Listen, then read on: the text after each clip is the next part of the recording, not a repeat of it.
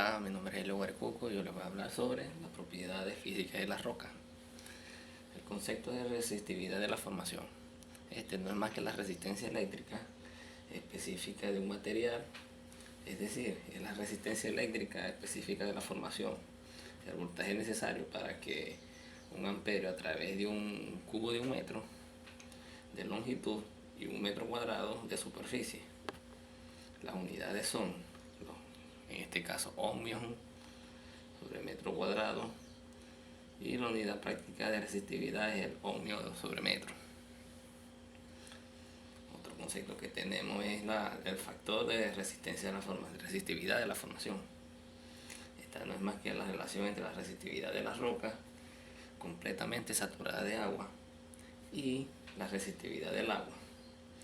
Esto se expresa en esta siguiente fórmula.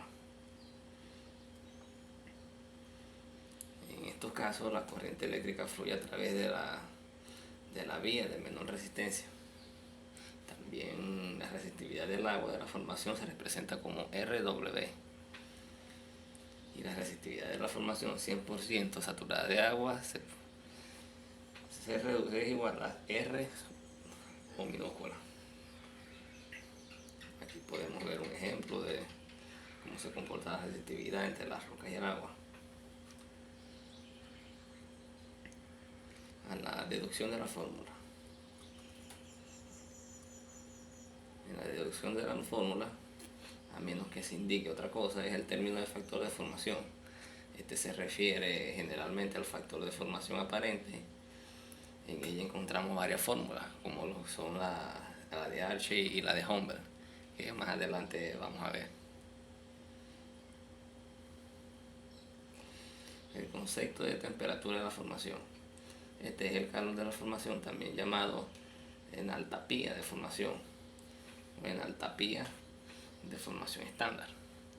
Esta es la cantidad de calor asociado al proceso de formación de un mol de una sustancia química a partir de sus elementos constituyentes cuando esto se encuentra en un estado estándar, es decir, en su forma natural más estable, que es a 25 grados centígrados.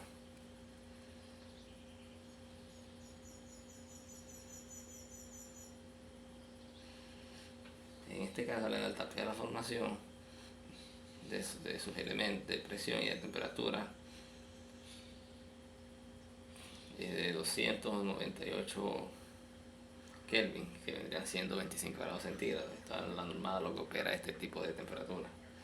Esta entalpía es negativa cuando se trata de una reacción exotérmica, que después de calor, mientras que es positiva cuando es endotérmica. El gradiente geotérmico. Este se denomina gradiente geotérmico o geoterma a la variación de temperatura, que aumenta con la profundidad, es decir, en las cortezas terrestres. El valor promedio del gradiente es de 25 a 30 grados centígrados por cada kilómetro de profundidad, considerando que se avanza desde la superficie hasta el centro de la esfera terrestre. Los valores usuales se encuentran entre los 10 y 66 grados centígrados sobre kilómetro. Sin embargo, se han medido gradientes de hasta 200 grados centígrados por kilómetro. El gradiente geotérmico se expresa como la fórmula que es igual a temperatura 2 menos temperatura 1 dividido entre la presión 2 menos la presión 1.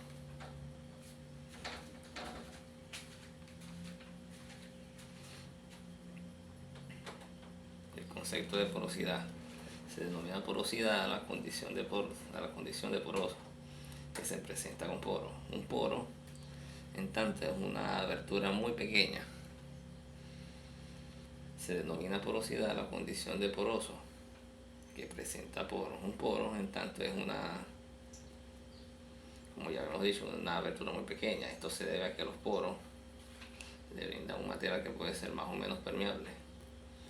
Esto lo vemos en lo que son las profundidades. La porosidad es un concepto muy usado en lo que son los yacimientos petrolíferos, y es en cómo se comporta un fluido a través de esas formaciones.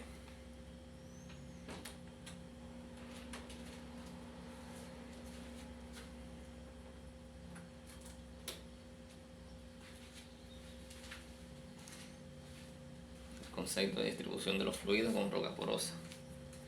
Antes de los años 60, la idea convencional de distribución de los fluidos era un medio poroso que consistía en poner la fase mojante fluyendo cerca de la roca y la fase no mojante influyendo dentro de la fase mojante, pero sin entrar en contacto con la roca. En otras palabras, se presumía que las dos fases, mojante y no mojante, fluyen simultáneamente en un mismo caudal.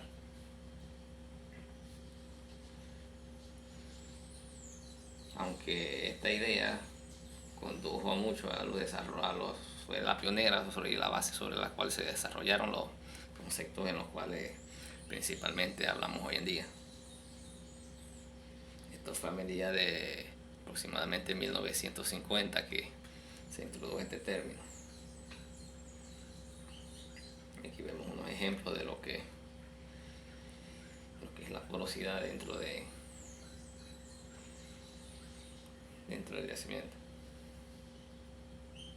La saturación del agua. La saturación del agua es un fluido que se representa, es un fluido en el cual el porcentaje del volumen poroso ocupado por un fluido en particular.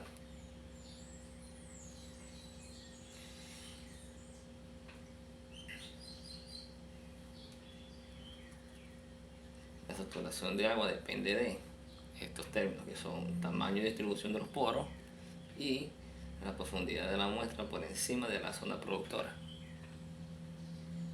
Aquí podemos ver claramente también cómo se comporta acá la porosidad y la permeabilidad.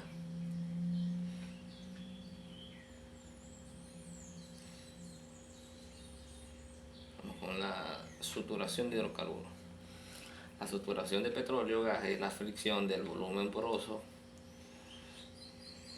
que contiene de este modo la suma de todas las saturaciones de una determinada roca del yacimiento interno. Debe ser igual al 100% por lo anterior. Algunas teorías sobre el origen del petróleo sostienen que antes de la migración del mismo, los poros de los yacimientos se encontraban ocupados totalmente por agua, parte de la cual fue desplazada al llegar a los hidrocarburos, debido a que estos, en la generalidad de los yacimientos, los poros están ocupados por los fluidos, que vendrán siendo agua o aceite, o incluso gas. Si se toma como símbolo de la saturación la palabra S, entonces para denotar la saturación de un líquido o un fluido en particular, se utilizan subíndices. Estos vendrían siendo como SW, que es la saturación de agua, SO, saturación de aceite. Vamos a hablar ahora sobre el índice de resistividad. La relación entre la resistividad verdadera y la resistividad de la misma roca rellena con agua. Es prácticamente eso. El índice de resistividad puede ser expresado como I igual a RT entre RO, donde RO es la resistividad de las rocas rellenas con agua y R es la resistividad verdadera. Se relaciona con la saturación de agua mediante el exponente de saturación N, que es de un componente clave en las ecuaciones de, como ya habíamos notado antes, de Archie. Vamos con el concepto de permeabilidad. La permeabilidad es la capacidad que tiene un material de permitir a un fluido que lo atraviese sin alterar su composición física. Se afirma que un material es permeable si deja pasar a través de él una cantidad apreciable de fluido en un tiempo dado.